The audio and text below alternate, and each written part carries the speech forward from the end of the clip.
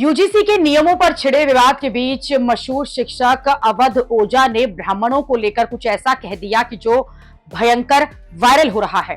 अवध ओझा ने बिहार और यूपी में ब्राह्मणों के विरोध पर मनुस्मृति जलाने को लेकर जो कहा वो गजब वायरल हो रहा है। अवध ओझा ने पहले बिहार की राजनीति की बात करी। उन्होंने कहा कि आज ये जो यूपी बिहार में कह रहे हैं कि ब्राह्मण हमारा हक खा गए, 1990 से 2025 तक एससी एसटी ओबीसी सीएम हैं। बिहार में लालू यादव जी, जीतन राम मांझी जी, राबड़ी देवी जी और 20 साल तक नीतीश कुमार जी। एक तरफ से अवध ओझा ने यह बताया कि ये जो भी लोग माहौल बना रहे हैं कि सारी मलाई तो सवड़ खा रहे हैं, हर जगह ब्राह्मणों का वर्चस्व है। ऐसे लोग ये नहीं बताते कि बिहार यूपी की राजनीति में पिछले 30-35 सालों से किस वर्ग के सीएम रहे हैं। अवध ओझा ने आगे यूपी का जिक्र किया। उन्होंने कहा कि यूपी में 3 बार मुलायम सिंह सीएम रहे, 4 बार बहन जी सीएम रही, कल्याण सिंह जी सीएम रहे। अगर एक आध अपवाद छोड़ दें, राजनाथ सिंह जैसा तो एससी एसटी और ओबीसी ही यूपी के कर्णधार रहे। 1991 से और शिक्षा राज्य का विषय है, फिर भी ब्राह्मण का नाम लेना। एक भाई साहब पटना में मनुस्मृति जला रहे थे, जबकि 1990 से 2025 तक बिहार में एससी एसटी ओबीसी ही सीएम रहे हैं। 1990 से 2017 तक एससी एसटी ओबीसी सीएम हैं प्रदेश में।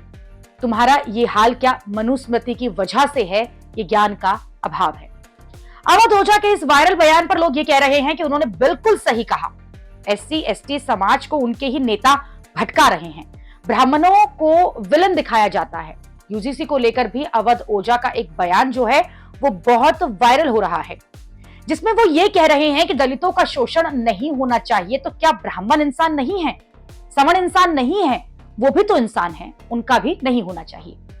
अवध ओझा ने कहा कि अभी हमने पूरी तरह से औद्योगिक क्रांति को नहीं देखा।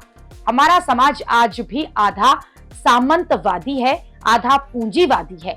सदियों से जो शोषण का कॉन्सेप्ट है, चाणक्य ब्राह्मण है, अर्थशास्त्र में लिखते हैं शूद्र को गुलाम नहीं बनाया जा सकता, शूद्र को वर्णता का अधिकार है।